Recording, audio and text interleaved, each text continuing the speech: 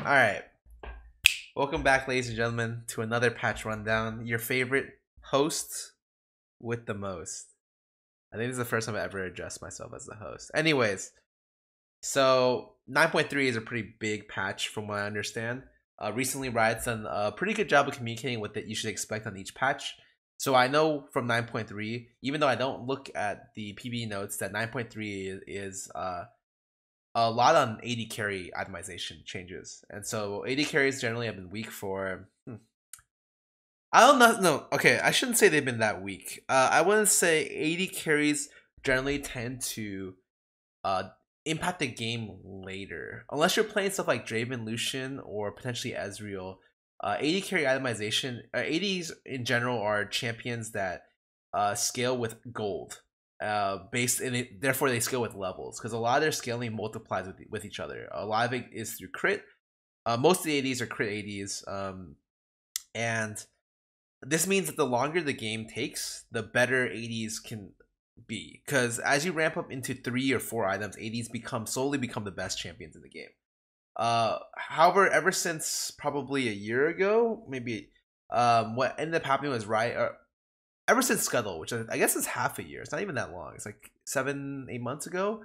The game has been very early game centric, and so champions, obviously, when their role is built around games extending longer, it's really hard for any champion in that role that isn't early game dependent to be able to impact the game. And so unless you're getting like 6 kills in lane, a lot of times AD carry agency, especially in solo queue, is relatively low. I think competitive AD carries are generally fine, but I think especially in solo queue, a lot of games you'll go around feeling that you didn't do much unless you 9-0'd your lane. Anyways, let's go ahead and see what the notes have. The patch that's like milk because we're alleviating a lot of spice. Welcome to patch 9.3. On the champion front, we're wrapping up mechanics cleanup on Aatrox and calling it really. This should have meaningful weaknesses on opponents they can capitalize on. Okay. Item-wise, we've been taking a deep pass on marksman items, as we already knew. Okay. We're changing farm bounties to players who farmed their way back in the deficit aren't treated the same as champions who ran away with huge CS leads to begin with. Okay. Let's keep going. Aatrox. So this champ's broken. Let's see some nerfs.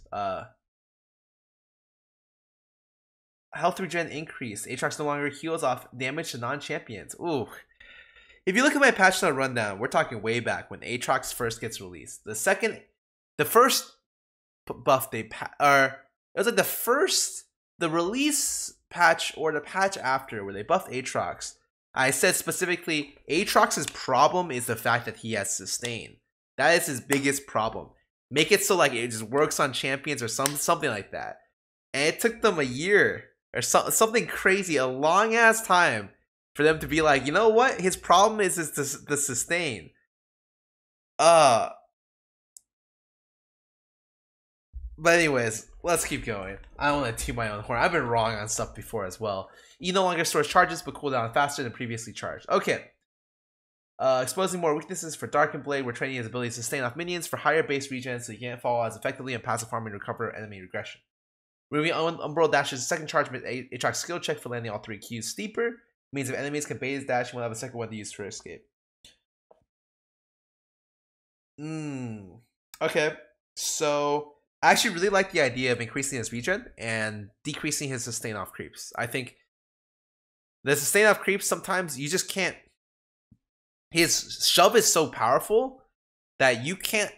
If you draw the creep aggro towards you, you just straight auto attack him. Sometimes you may not win that trade, or you'll win it in such a small amount, but he's able to back and you haven't thinned the wave, and so it crashes your tower and he gets a free back. The biggest that was the biggest problem with Aatrox, is that he could just sustain for free off creeps, and that his shove was so powerful, his sustain also ended up being that he had lane priority while doing it. So I agree completely with that change. The double Umbral Dash nerf to where you get yeah,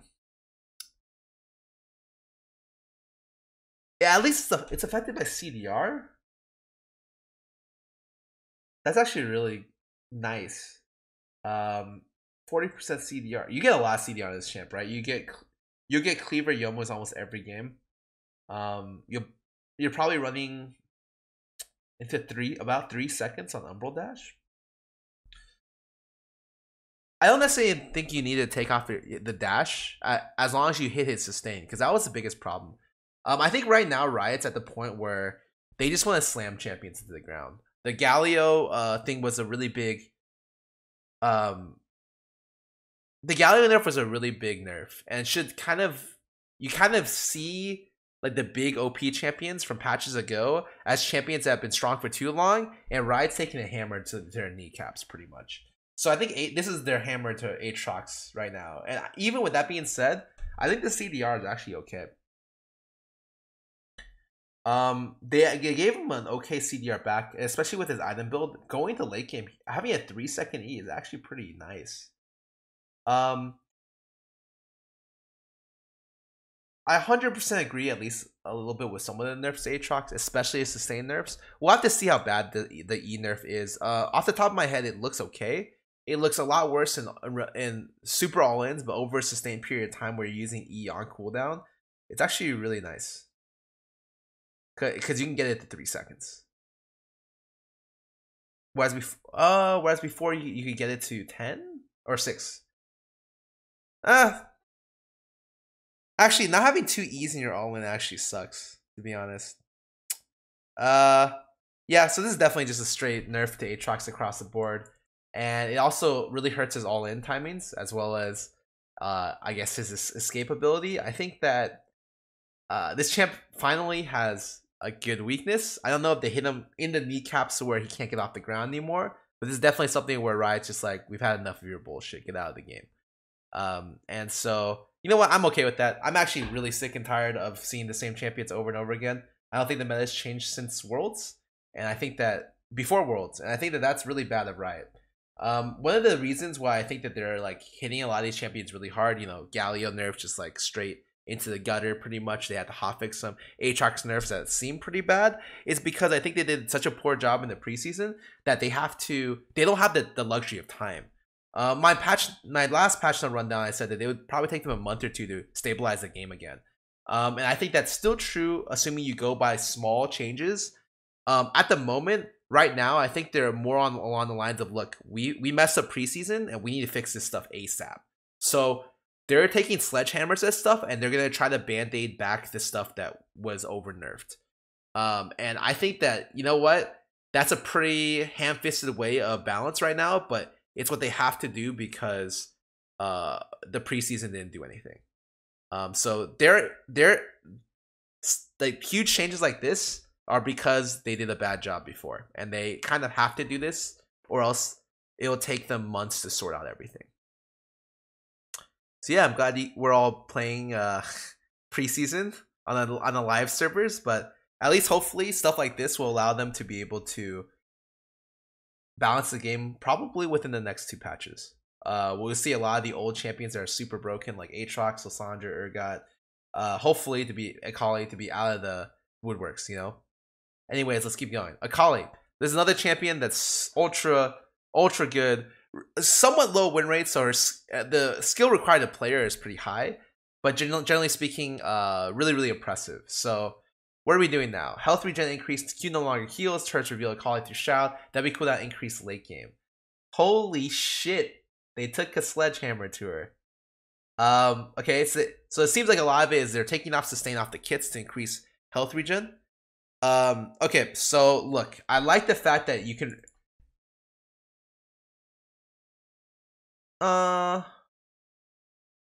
wow. I think the biggest thing here, okay, the Twilight Shroud thing is something that's really nice. Generally speaking, I think I would have liked to see that regardless. Is good. The increased Shroud cooldown, okay, I can live with that. Whatever, not a big deal.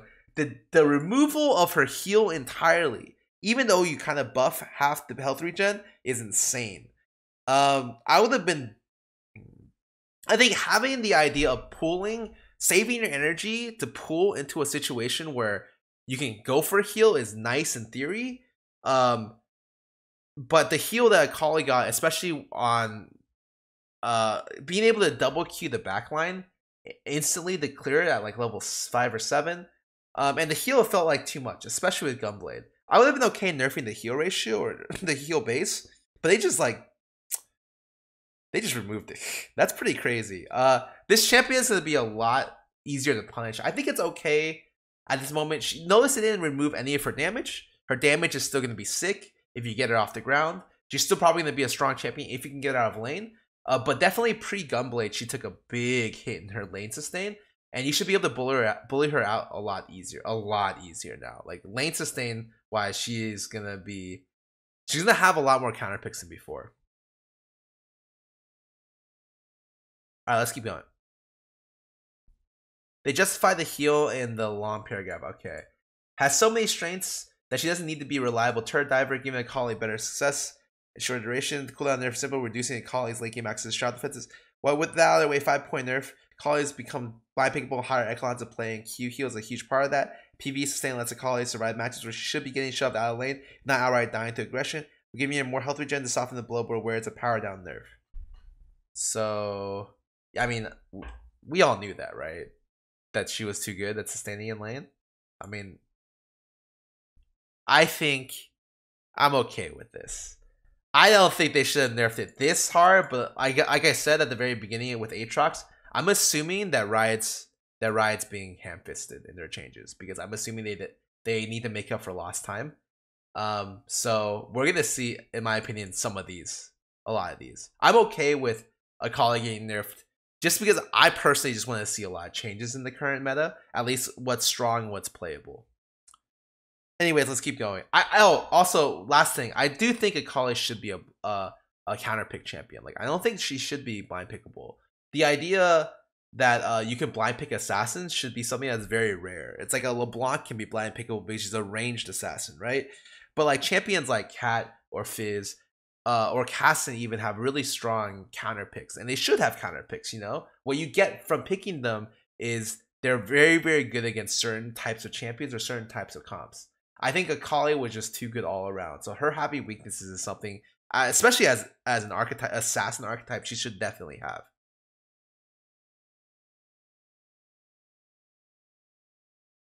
Not that I don't think LeBlanc's also ridiculous to some extent, but we'll talk about that later. Camille no longer stuns minions or monsters. Camille's S tier jungle status has gotten to the point where we can't easily balance her without causing her top lane to suffer. We're making the call to prioritize Camille's top going forward. Likely makes Camille jungle a niche pick at best. Hookshot no longer stuns minions and monsters. Jesus.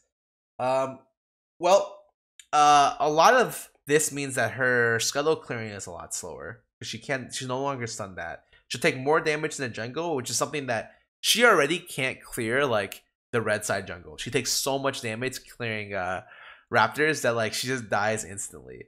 I'm down for this. I don't think Camille should be if you're keeping scuttles in the game, I think nerfing Camille is completely okay. She's been too good for too long. Definitely in my opinion. I'm so happy to see her gone. On this same note, no longer stunning monsters and minions. Something that happened that wasn't intentional, but happened on the Scuttle release is that Graves knockback ends up knocking back Rift Scuttler.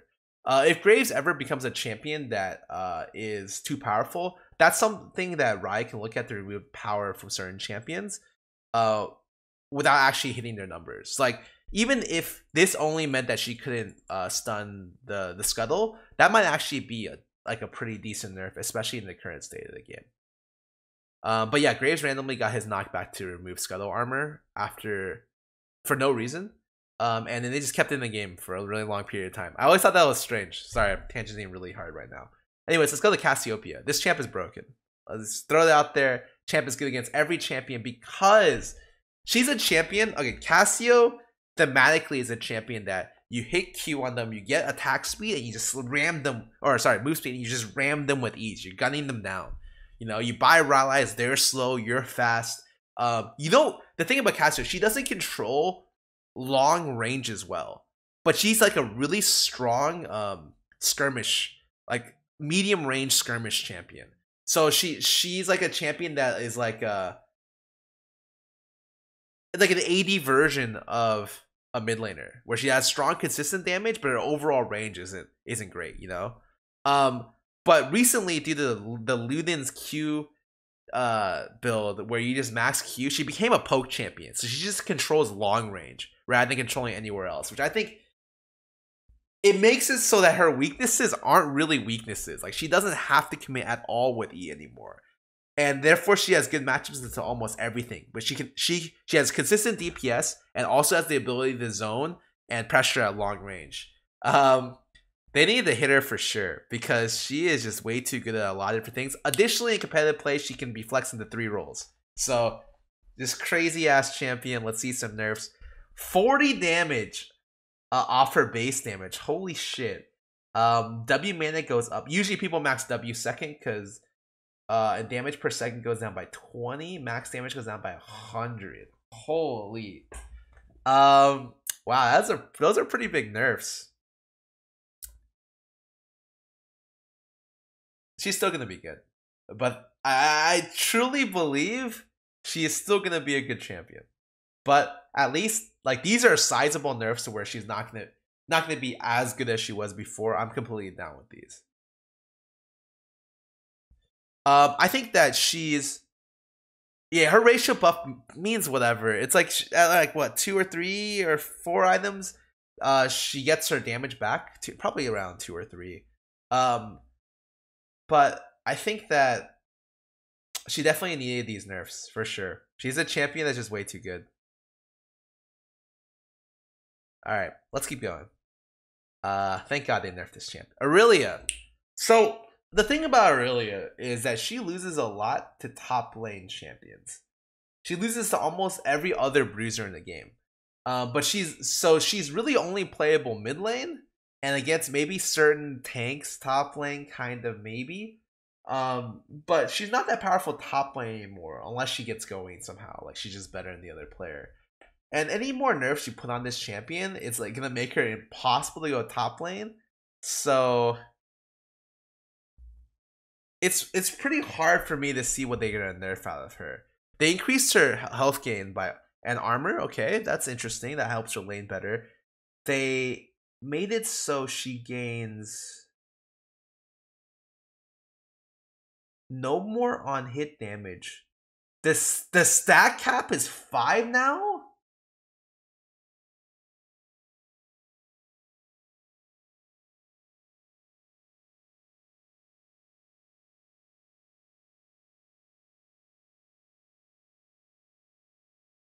Oh, there is on hit damage right here.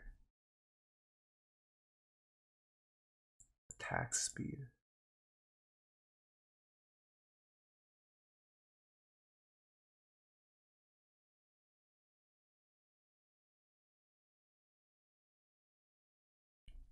She only gets on hit damage at max stats. And the max stats increasing at 1 is actually such a big deal. Let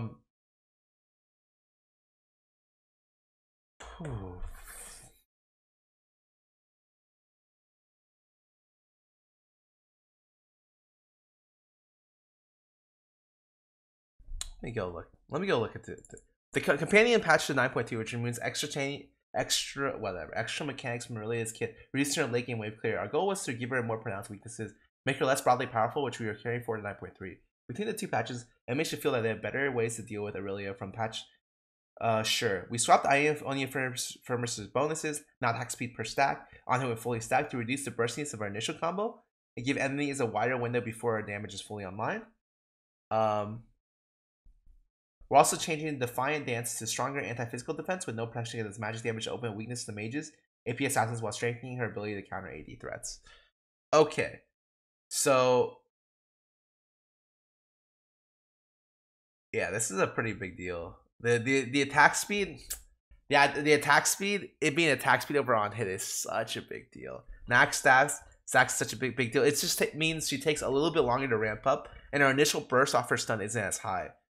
Now you can't just swing for conquer off creeps and go crazy, because you're getting insane amounts of on hit on on like the 3 Qs she hits you with. Now it's gonna be a lot of damage to her auto attacks, which is maybe what they wanted to do, right? The key bonus damage of minions goes up to offset, but that's whatever. It has 50% reduced damage, 0% magic damage. Ooh. This is actually such a huge nerf to the champion. Well, a lot of champions do magic damage just as parts of their kit. Stuff like Jax, for instance. When you're team fighting, not having reduced magic damage is nuts. It means you're gonna get exploded instantly. If I'm playing Lissandra, like there's no skill involved anymore. I just ulti you and you're dead. Good luck if you're not running cleanse, right? You can't really time everything off magic damage. I think that they wanted him to be good against physical damage dealers, but the biggest problem is that she's not good right now against physical damage dealers. Like, she loses to all the AD bruisers, right? Every single one except for... She can outskill maybe a little bit, but I'm pretty sure she loses against most of them. So...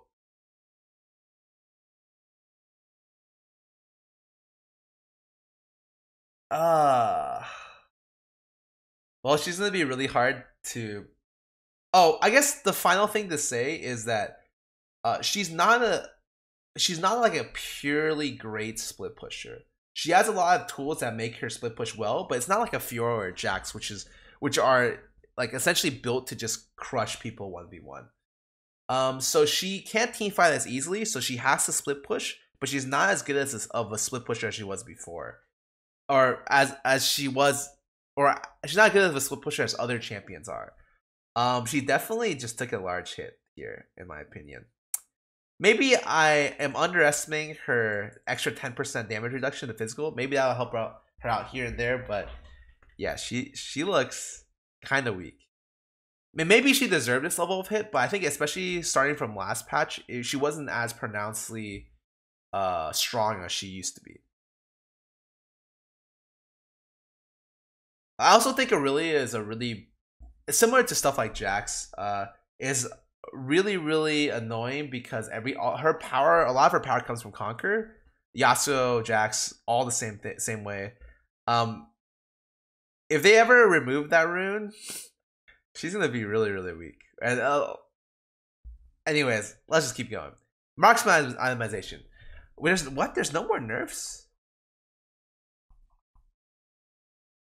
Well, wow, there's no buffs at all, and they ended up just gutting or trying to beat down a lot of the top, like 5 of the top meta picks. I think they're trying to force a new type of top tier meta, and then a new meta to rise to counter it. I'm all ready for that, dude. I've been waiting for months, so I'm good to see it. But let's keep going. Anyways, quick preamble. We've gone per item discussion in the section below. I want to share some broader thoughts for the changes. Last season, we made a bunch of marksman item changes to broaden the range of champions and playstyles and succeed in bot lane. Beyond late game crit spam, while non-marksman carries do occasionally show up in the bot lane, crit marksmen are left frustrated by the builds. Do things like crit overlapping, anti-synergy, and higher damage trade-offs? Yes. We wanted to revisit items with the following goals. Crit users are excited about the core build again. Crit... What does that mean, dude? I've never been like, hell yeah, dude. I can't wait to build Zeal IE. Oh, okay, sorry. Crit builds are generally more satisfying than play. In normal play? Sure. Crit users can fit defense in the core builds if they need to. Oh, this one I don't necessarily agree with, but let's see. Once the initial curve shakes out, crit users will be left remarkably stronger or weaker than before. Once they'll spike at 2 items instead of 3, so the games will feel better. Okay, so before 2 items, they're still gonna be weak. Cloak of Agility. The first time it'll be weird to see an Infinity Cloak and otherwise welcome back. Okay, so 800 gold, 20%. IE increases critical strike damage to partially converting crits to true damage. Okay, welcome back. Grants critical strike chance instead of doubling critical strike chance. Okay, welcome back. So now is BF Pickaxe Cloak.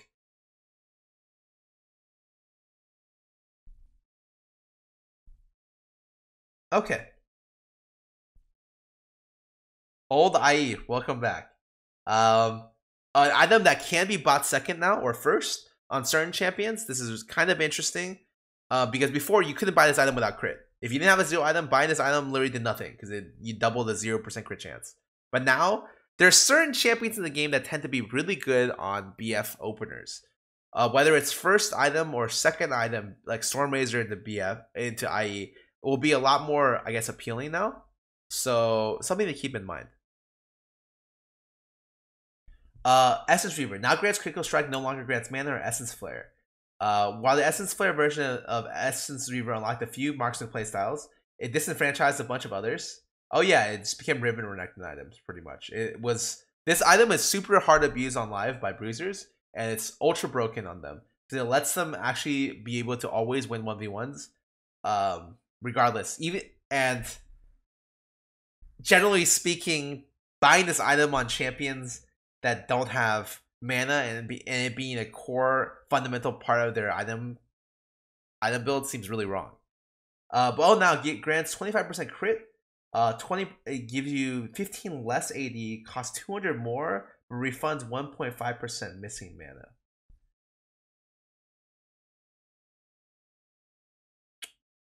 Okay, so who's gonna use this?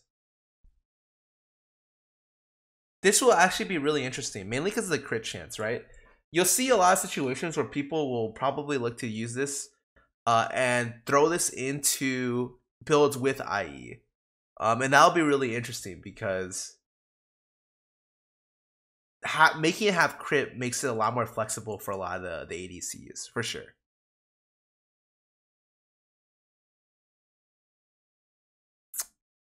Spear of Shojin grants AD health, cooldown, and awaken dragon. I saw rename Essence Flare. Okay, so it's back. It's been one item, but it's back. But what's the difference? What's the difference? Because this needed to be nerfed on live. 100% Essence Reaver should not be something that's core itemization for top laners without them investing a lot of gold. So what needed to be nerfed? It's 400 gold more expensive. It gives you 15 less AD, 250 health, CDR.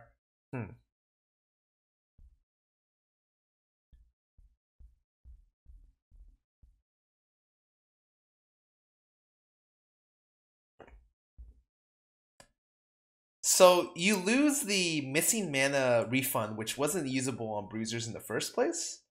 And you lose 15 AD and you trade it off for 250 health, but at the expense of 400 gold. 10 AD is about 300 gold.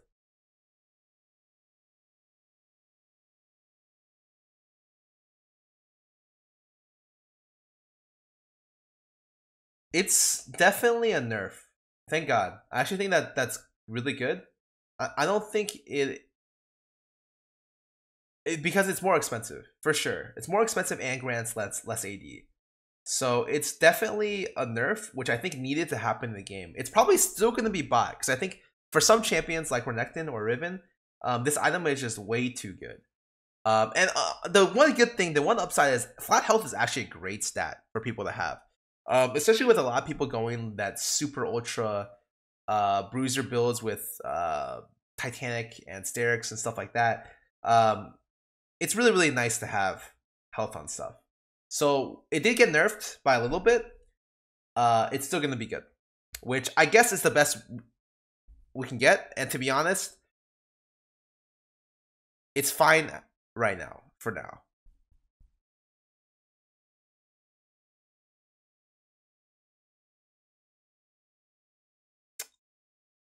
Okay. Storm Razor. They updated the energizing effects, causing them to slow the target. No longer grants a guaranteed crit.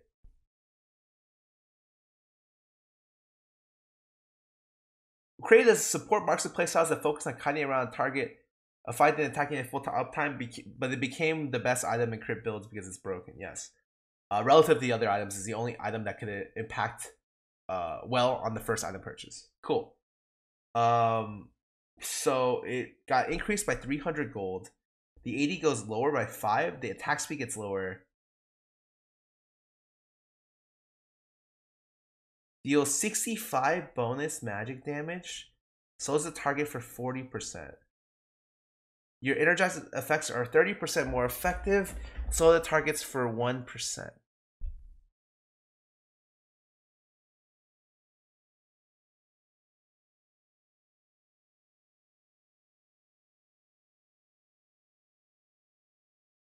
Oh, I talked to a developer about this, and he told me it works on fleet. So I'm assuming this is a an item that uses you use fleet with Stormrazor on top of a Zeal item, an energizing Zeal item, right? You go Shiv or Rapid Fire. Stormrazor affects the range of Rapid Fire. There's a fringe case you use this, yeah, for sure. Because what happens is Stormrazor becomes an item that turns into sustain for you. And as well as gives you some sort of utility to slow them a little bit more. It's not that bad. I think a lot of people, I was originally worried because I read a lot that people thought that Stormrazor sucked ass. And sure, it's really expensive for what it gives you. But I think that maybe with fleet stacking another Zeal item, it might be good.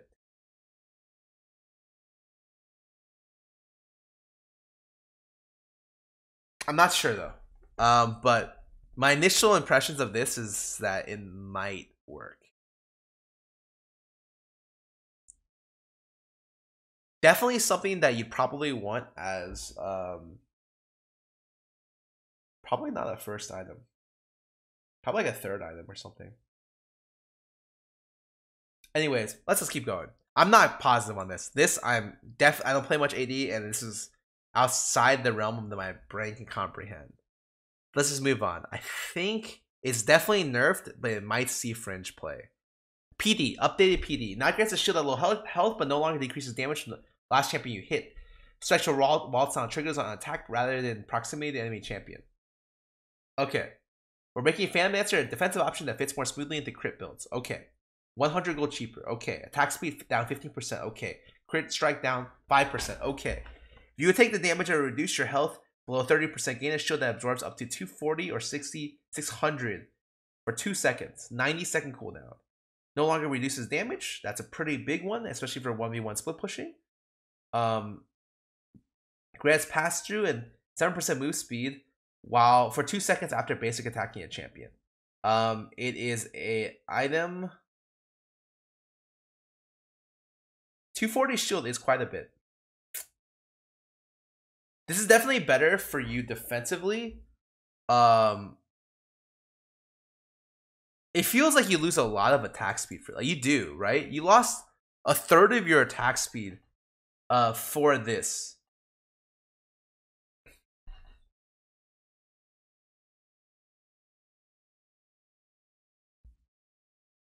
And not being able to get the move speed while within 550 range of a visible unit is also bad.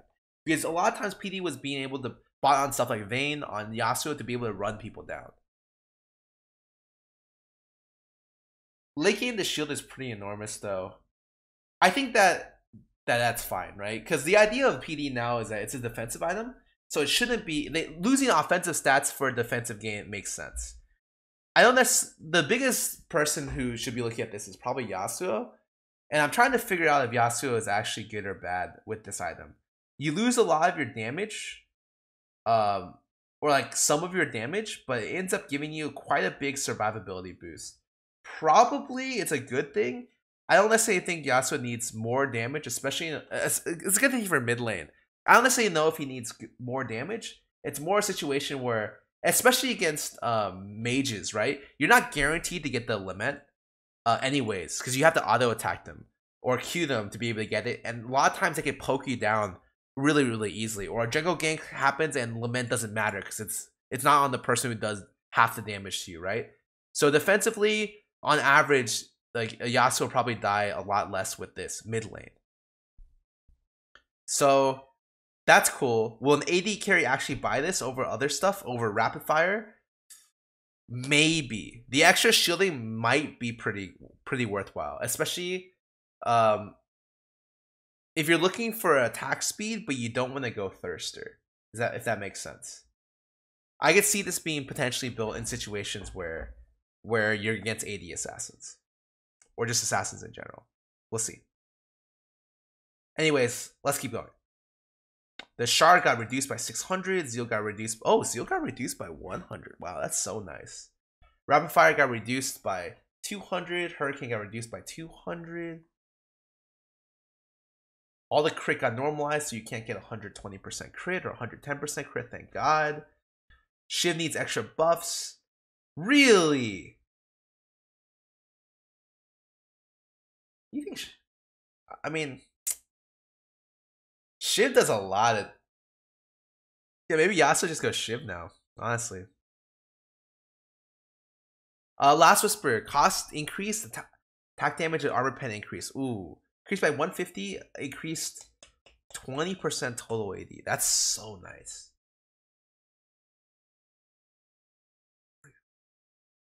This is really good for AD Assassin. Like, a lot of times when I'm playing AD Assassins like Zed or Talon, I feel really bad about buying this item. If they don't have that much armor, but I need Last Whisper because it's the highest damage item, sometimes I end up buying the pickaxe for Lord Dominic's as opposed to buying like the full, like a full Last Whisper. I can buy pickaxe, longsword, or something. And I think that that's, generally speaking, that feels really wrong that it's even like an option for me. So I'm really happy they nerfed the initial Last Whisper. It should help ADs a lot as well. If they ever itemize third item Last Whisper. I don't necessarily know if they can anymore. Right now, I'm assuming that the game just flip-flops back into doing what people used to do, where you didn't buy Storm Razor first item, you bought the IE initially, and then you ended... or you buy like maybe a Zeal item into the IE. Maybe you go BF into Zeal item and back toward IE. And then you decide what to build from there. And maybe Last Whisper becomes comes core at a third item again. So I don't necessarily know how the bot lane item meta is going to develop off this. Generally speaking, I think it is helpful for ADs. Honestly, the most encouraging thing for me to see out of all of this is really just the nerf to Spear Sojin. I think this is super busted for bruisers, and the IE revert, which I think was what a lot of people were looking forward to. So I think with that, I overall like the AD item changes. I think they're good, and I think when I play AD Assassins, the Last Whisper change is gonna help me out a lot. Nice. However, I do think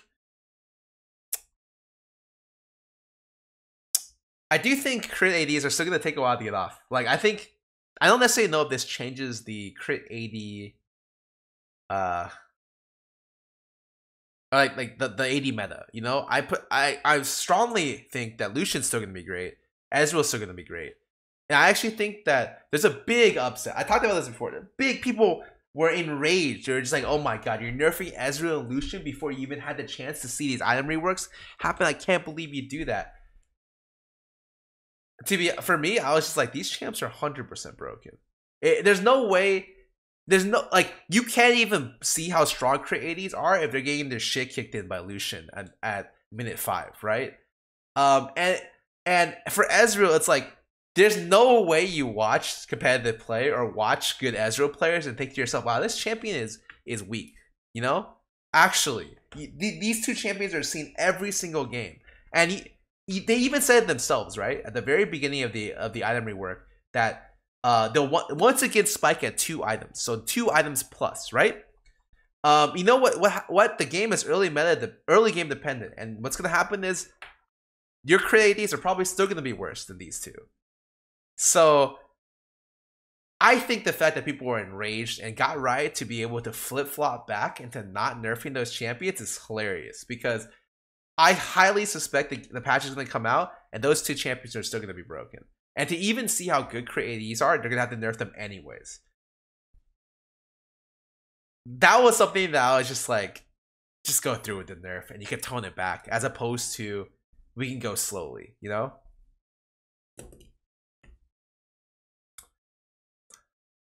Build suggestions. We're changing a lot of marksman items this patch, which means marksman builds may look a little different. Best thing you can do is think critically about, okay, we lost already. If their patch does tell people to think critically, especially AD carries, that's not what ADs do. AD carries are just there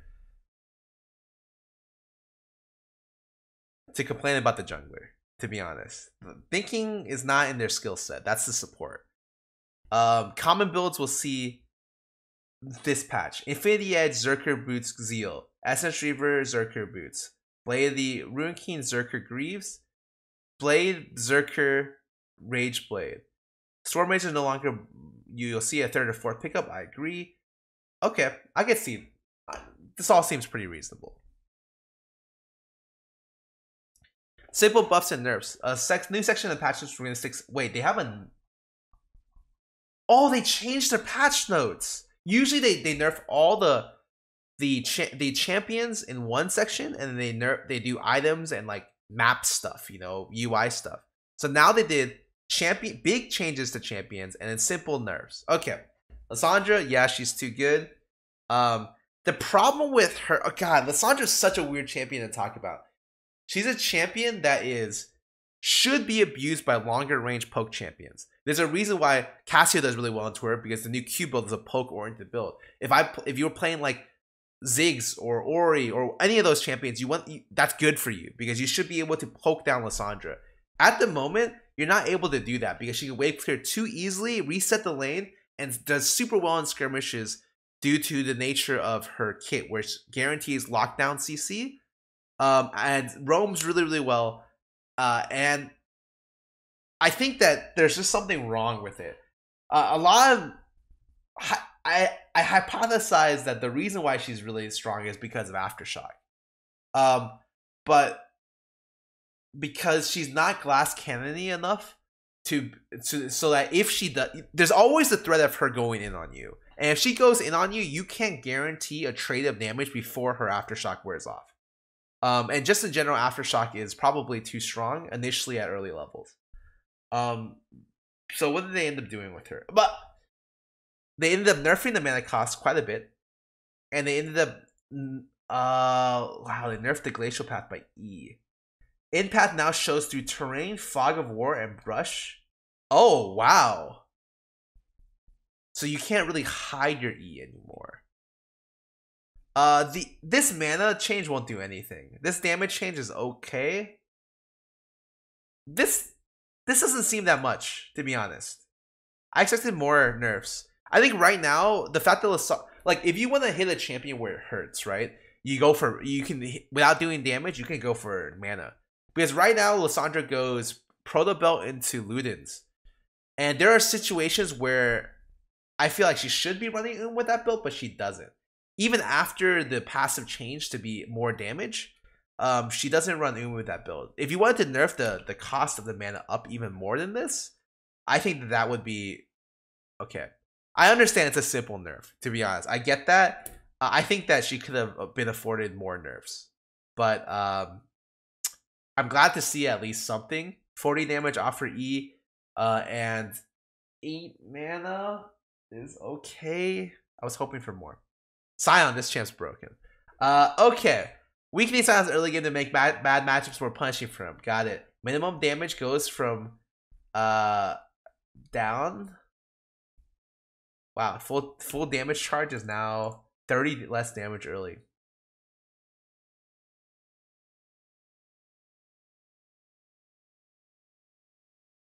So, and then W Furnace, holy moly, cooldown so hard. Look, do you remember when Scion popped off in popularity? It was because they changed his passive health stacking to work twice as effectively. They buffed it, they doubled it, its effectiveness. And then he became super played because, you know, the champion gets 1,500 free stats by level 20 or 30. Or sorry, by minute 25 or 30. I'm surprised they're not going back to revert that as opposed to doing stuff like this. They're making his early game a lot weaker, but his like mid to late game still stays like very, very strong. And so I guess this is one way of doing this. I certainly don't think this is that bad. I'm down to see any nerfs. At least he has one abusable window. But I thought that they would go back toward the old buff that they ended up doing there.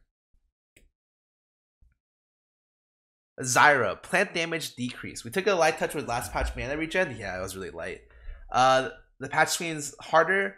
Keep your opponents at bay for missing her ability. Yeah, I think that she shouldn't do as much damage in general when she misses her abilities. So 4 to 9 less damage. You know what? I'll take it. It's a small nerf. I think that's a good change. Minion and monster gold bounties. One of the unintended side effects of preseason minions and monster gold bounties is that farming up from early deficit puts your target on your back. We're making that not happen anymore. If you die with less minions and monsters, you respond with a buffer equal to the difference. You won't start accruing a minion monster gold until you used up the buffer. Say you die with 200 less minions and monster gold than the enemy average, but then you can go back to lane and power fire 700 gold while the enemy only averages 300. Previously, you'd have a 100 gold bounty for having 400 more minion gold. Now you won't have a bounty at all because your first 200 was erased by the buffer.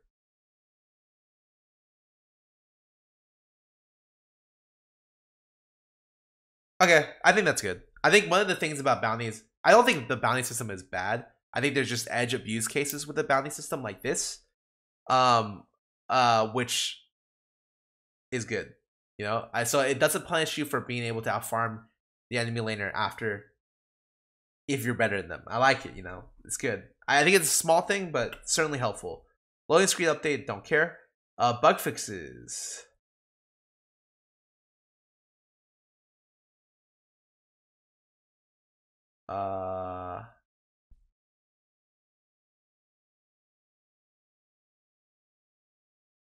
Don't.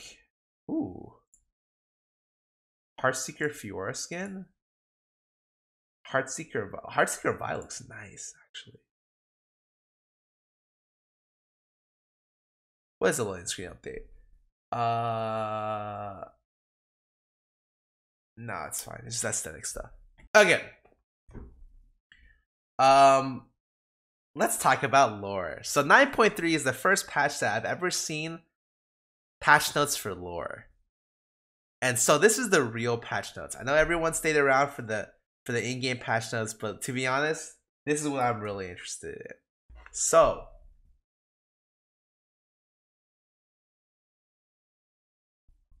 I know nothing about the lore in League of Legends. Let's keep going down.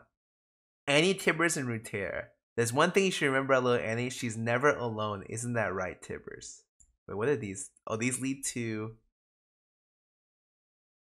the universe talking about. Oh, it's got a nice bar to tell you when to stop. And you go white or black back. Ooh, that's nice. Wait, oh, these are all separate stories? Okay, wait, let's just read the Udyr bio. Let's just read like the small blurb because I don't have time to read the rest. We've given Udyr a backstory. He is born in unique conditions, destined to become a great spirit walker, but his swelling power soon led to chaos as he is crippled by his own gift. We've also made a small change to the relationship between Udyr and Lee Sin, which will lead Udyr to a better understanding of his gifts through Ionian's close connection to the spirit realm. The spirit realm? Is that any way related to the shadow realm? I feel very out of touch. Sejuani, the circumstances of Sejuani's upbringing are highlights in her new bio. Through this, you can see why Sejuani feels that she's only worthy of ruling the Fjord. With the recent release of Ash War Mother, we've also come to use this opportunity to highlight relationships which are expanded on the medium. Rightfully named Sejuani as War Mother. Dude, you know what? There's some people that love lore, and I actually like that Riot takes the time to write these.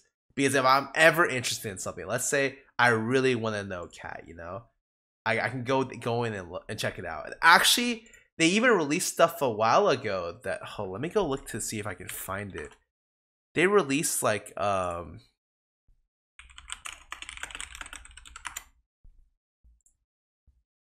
they released this, the Riot Games SFX. I always like having the ability to read more about what I want.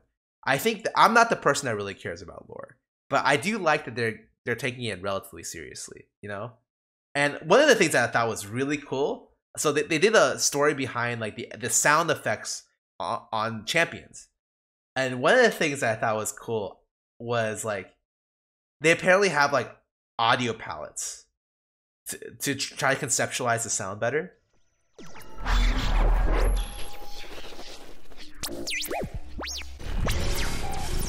Which I think is kind of neat from the outside perspective looking in, right? And then they had this. I don't even know if this was even available in other places, but when I saw this,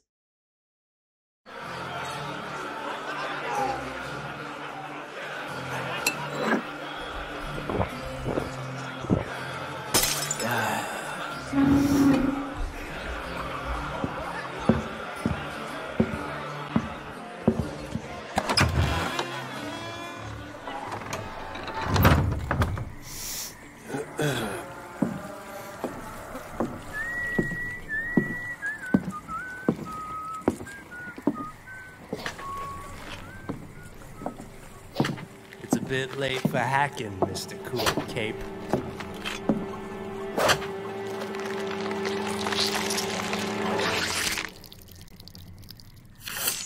You look familiar. Stay back. Hey, you hear that? He's Stay dragging the back. chain. Hey! Where'd he go?